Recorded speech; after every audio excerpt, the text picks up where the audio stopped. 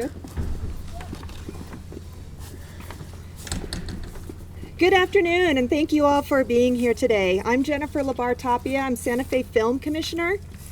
Today, Santa Fe and the film industry mourn the loss of two extraordinary individuals, Gene Hackman and Betsy Arakawa. Gene was not only a legendary actor whose talent shaped generations of storytelling, but he and Betsy were also longtime residents of our community, deeply woven into the fabric of Santa Fe.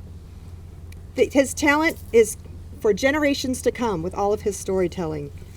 Gene's legacy in film is unparalleled, spanning decades of unforgettable performances, including some that are filmed right here in Santa Fe. His work inspired countless artists, actors, and filmmakers, and his impact will continue to be felt for generations to come. But beyond Hollywood, Gene and Betsy were our neighbors who embraced the Santa Fe lifestyle and embraced Santa Fe as their home.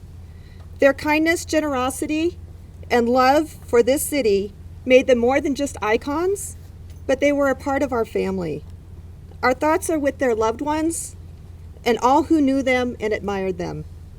We join the film industry, their family, their friends, and all the people of Santa Fe in honoring their memory. Thank you. And now Santa Fe County Sheriff Aden Mendoza will speak, along with Fire Chief Brian Moya from the Santa Fe County City Fire Department. Good afternoon, everybody. I'm Sheriff Aden Mendoza, Sheriff for Santa Fe, New Mexico, Santa Fe County. On Wednesday, February 26, 2025, at approximately 1:45 p.m., Santa Fe County Sheriff's deputies were dispatched to 1425 Old Sunset Trail, where Gene Hackman, 95, and his wife Betsy Arakawa, 65, and a dog were found deceased. An individual arrived to perform maintenance on the residence, became concerned after receiving no answer, and contacted neighborhood security to conduct a welfare check. Security then checked on the residence and observed Mr. Hackman and Miss Arakawa on the ground unresponsive through a window and called 911. Deputies arrived and gained access to the residence, where they observed Mrs. Arakawa deceased. They continued the search of their home and located Mr. Hackman in a separate area of the residence, also deceased. A German Shepherd was also found deceased, and two other dogs who appeared healthy were located on the property. Deputies then secured the scene and notified the Criminal Investigations Division. Due to the unusual circumstances of two decedents in the residence, there was a concern for scene safety. Santa Fe City fire personnel and the New Mexico Gas Company were requested to the scene to test for carbon monoxide or other foreign elements. The scene was deemed safe, and approximately 9:30 p.m., a search warrant was issued and executed on the residence.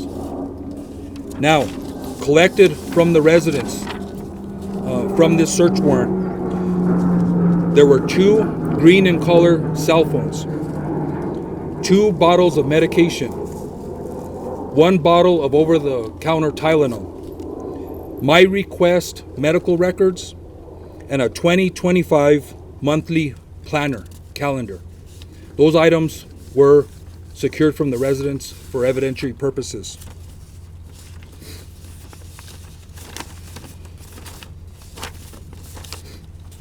The Santa Fe Animal Control Division worked with family to ensure the safety of the two surviving dogs. Investigation personnel worked diligently throughout the night and morning to process the scene for evidence. It should be noted there were no apparent signs of foul play. In the early hours of Thursday, February 27, 2025, Mr. Hackman and Ms. Arakawa were transported to the office of the medical investigator. An autopsy was performed. Initial findings noted no external trauma to either individual. The manner and cause of death has not been determined. The official results of the autopsy and toxicology reports are pending. Just today, I spoke to Dr. Jarrell, the pathologist from the New Mexico Office of the Medical Investigator. This was at 2:00 p.m. today. She advised that there were several tests that were submitted to be expedited. She revealed to me the following information. Both individuals tested negative for carbon monoxide. An initial interrogation was conducted of Mr. Hackman's pacemaker. This revealed that his last event was recorded on February 17th, 2025. I was advised that a more thorough investigation will be completed. That'll conclude my statement. I will take a few questions, and just so everybody knows, this is an active investigation still. I'll take questions. Sure. Based on what you know about the conditions of both the bodies, who do you believe died first? That's a very hard thing to determine. Even with the assistance of OMI, we asked that question because that's a question that we want answered. That's a very hard determination to make, and I don't think even OMI could make that determination based on the initial autopsy. Can you Any other speak to his any other condition? questions? Mr. Sheriff, in that 2025 planner that was mentioned in the search warrant return, were there events scheduled for either member of the couple for the coming weeks? Again, that'll be part of our investigation. We will look and try to gain access to the cell phones. We'll be analyzing cell phone data, phone calls, text messages, events, photos in the cell phone to try to piece a timeline together. One of the things is in an investigation is we try to piece a timeline together, usually before the event happens, and that gives us a lot of information. But in this case, it seems like we're doing a reverse timeline. We're doing a timeline from the time of death and the autopsy and the results, and we're going to start working our way backwards. We're going to do both, and then hopefully make a determination what may have happened to both the individuals. Sasha. When you were saying the last event on the pacemaker was February 17th, would that kind of give you a sign that's probably the day that he died, so they've been dead for about 10 days? According to the pathologist, I think that is a very good assumption that was his last day of life. Sheriff, Is there any why were the surveillance pills- video? Why are the pills such important evidence? I'm- And the I'm sorry? pills- The pills. Okay. The finding of the pills being such important evidence, and could that have been part of the cause of death? Well, of course, they're important evidence. These are things that I think are important for the pathologist and OMI to consider to try to make a determination what the cause and manner of death are. So all that information is collected, not just for us, but we can provide that information to the pathologist and OMI so they can try and make a determination of what the manner and cause is. And I think that's important for OMI also. Sheriff, was there any surveillance video, and is that helping you to determine what may have led up to this? That's a good question, and that question's been asked. So, I respect the Mr. Hackman's and Ms. Arakawa's regard for privacy. I think everybody here understands that they were very private individuals and a very private family. There is no surveillance, as we know of right now, in the interior of the residence or the exterior of the residence that is going to help us determine a timeline or events that happened.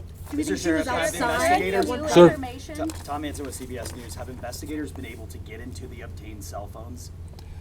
Not at this time. We have them in our possession. Those were collected yesterday. It's going to take a process. We do have software, and we may have to reach out to other agencies for assistance to get past, if they're password protected, to get past the passwords and gain access to that information. So this is some other things that it's going to take a little bit of time. Sheriff, is there any information on the dog? There are names, Nikhil McClellan from the Albuquerque Journal, there are names on prescription bottles. Do we know any idea as to who was taking any of those medications? Yeah, due to HIPAA, I don't want to release who the medication was prescribed to or what the medication is. I think there's a HIPAA concern there, so I won't release that information. Sheriff, do you know the nature of the pills that were found by his wife? What were those pills there? What were they? Yeah, I think I just answered that question. I think I stated I'm not going to release the actual medication or who it was prescribed to due to HIPAA They were prescription questions. pills then? Sir. On the carbon monoxide part of it, does that, what the pathologist told you, does that rule out carbon monoxide, or is it possible it kind of dissipated from the body and they just weren't able to find signs of it?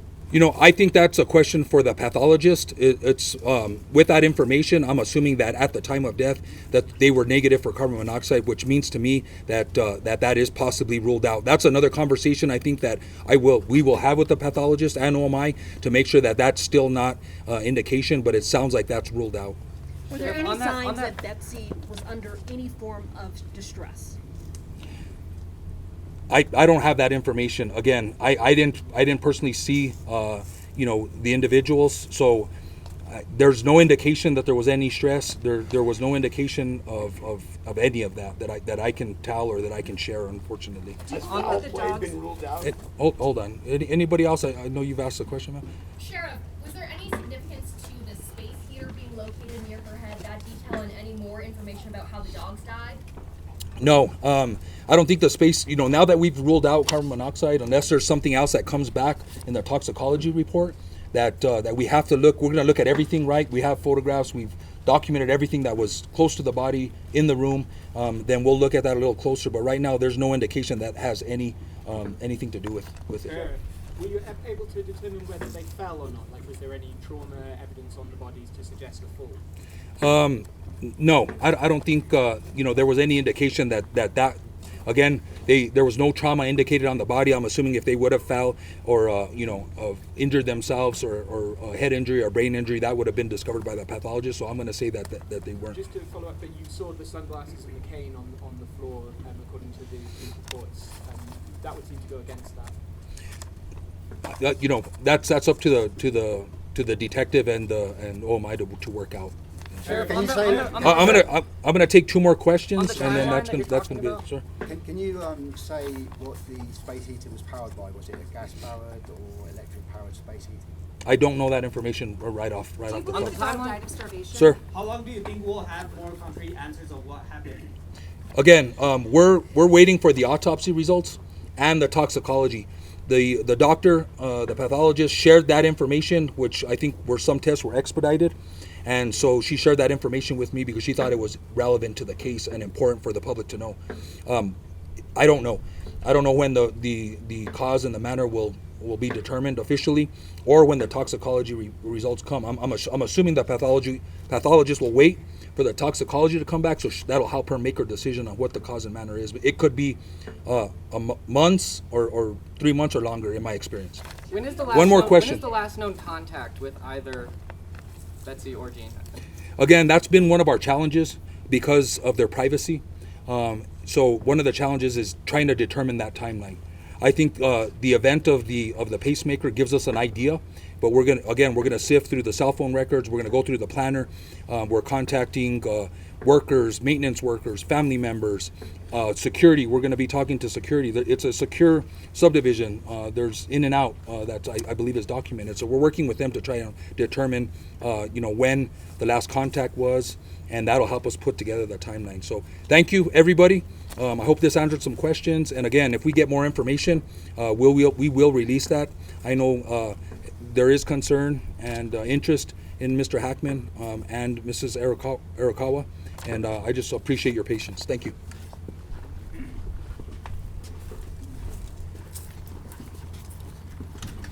Do you believe the dog died of starvation? Thank you.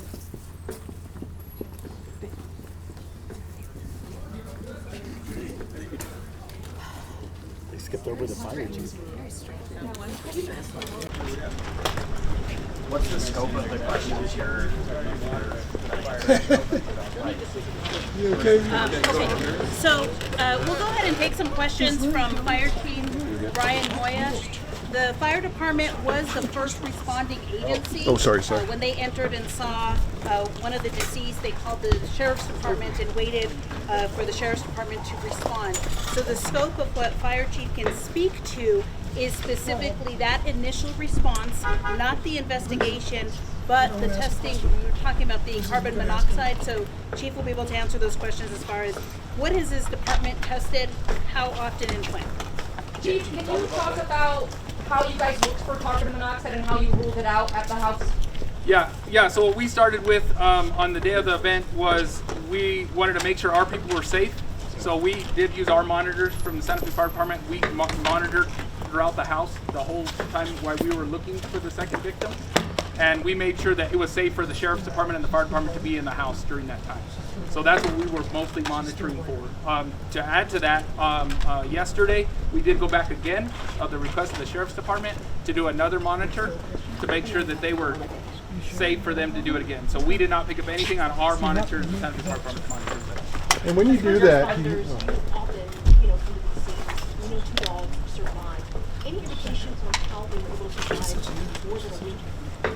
Yeah, so the door to the back side of the house was open from what my paramedics told me. So I think they were able to go outside a little bit. I don't know about food. That was not part of what I was able to see or do. Water? That I don't know either. But they were able to go in and out of the house through an open door in the back side of the house. What was the age? Firefighters were first on the scene. I know that the two participants were found in different rooms of the house, but do you know how far away they were? I don't know how far they were. They didn't give me that information. And then, this might not be up your alley, but do you know what tests are being run on the dog who died? So that would have to be asked for the sheriff. Yeah, that's out of my wheelhouse, sorry. And Chief, when it's carbon monoxide, is there kind of some obvious places you go to in the house to look for leaks? And if those are ruled out, is there any other source that could even come from? So we checked the whole house. They told me they went through the whole house. It took them about 30 minutes. So we made sure that we went through the entire house the whole time, made sure, carbon monoxide's low.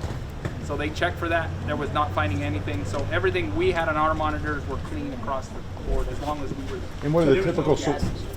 That I was aware of, that from our monitors, we didn't find anything for the fire department schools.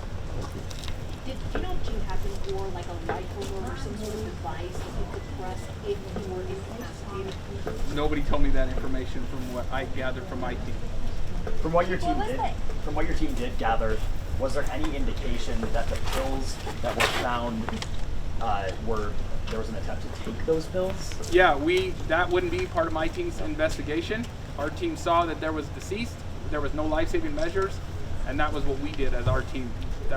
We didn't have anything involvement in that part. Chief, are there any other gases that would be in a house that could have the effects of like carbon monoxide? Yeah, so we have our meters do multiple readings across multiple spectrums. I won't go into that details, but none of our meters picked up anything in the house. So all of our meters were zero across the board, and so that was clearly done, and that was mostly for our safety too.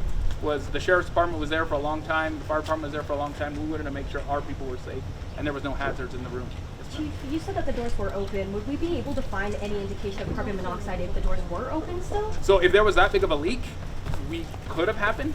I think the problem was we don't know how long they were down for.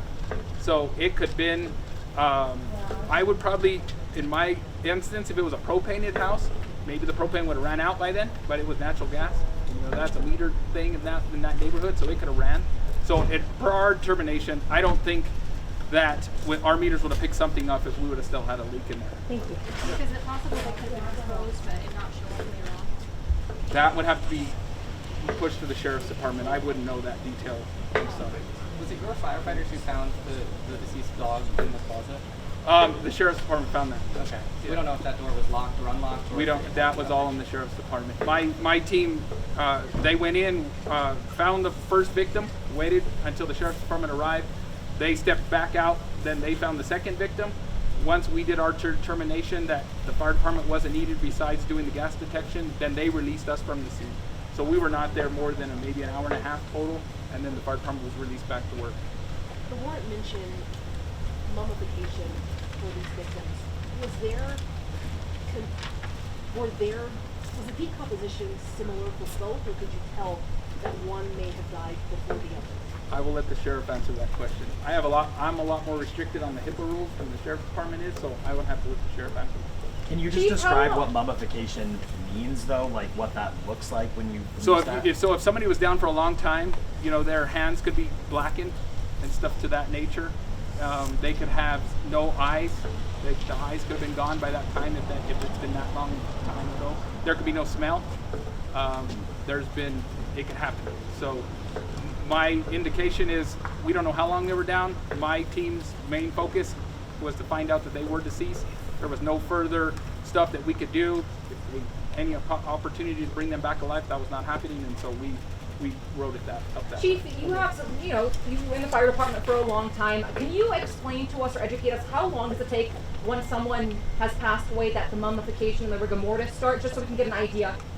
It would be over 2 weeks. Yeah, I've been a long time, so yes, it would be that. Any other questions Chief, for me? do you have any information on the square footage of the house? How many rooms, bathrooms, that kind of thing? All that my team told me was it was very large. It was not an easy house to get through, and it took a long time to find all the rooms. So it was not something a normal house that most of us live in that can be done in 5 or 10 minutes. Yeah, so. The 911 call, No, the caller from the 911 call said that you couldn't get inside the house. They said that the door was open by the time your team got there. Was it a different part of the house? So I don't know if my team, the door was unlocked, so the door was closed. So my team opened the door, saw the victim, stepped back out, and waited till sheriff's arrived. So he might not have tried the door like we did, so that's what we did first. Our team was safe enough that they thought it was safe enough to enter the home because they could see through the window.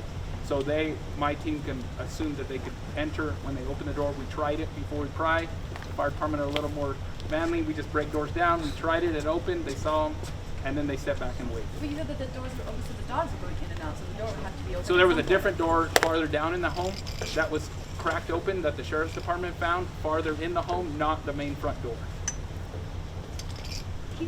Do you plan to investigate any of the other residencies in the area to see if there's any other concerns with carbon monoxide or anything? So what we will do is that would be a 911 call. So somebody would have to call our home, or let us know that we would like to be checked out. We do that. That's part of what we do as the fire department in Santa Fe. But they would have to call us. We wouldn't just knock on somebody's door and say we'll check up carbon monoxide. They would call for us. Any other questions for me? Well, thanks, Chief. Yeah, thank you guys. Sorry I didn't answer earlier. I figured you didn't want to talk to me once the caller report came out. So. We'll just talk to everybody. Thank you. Thank you. Yeah, thank you. Thanks so much.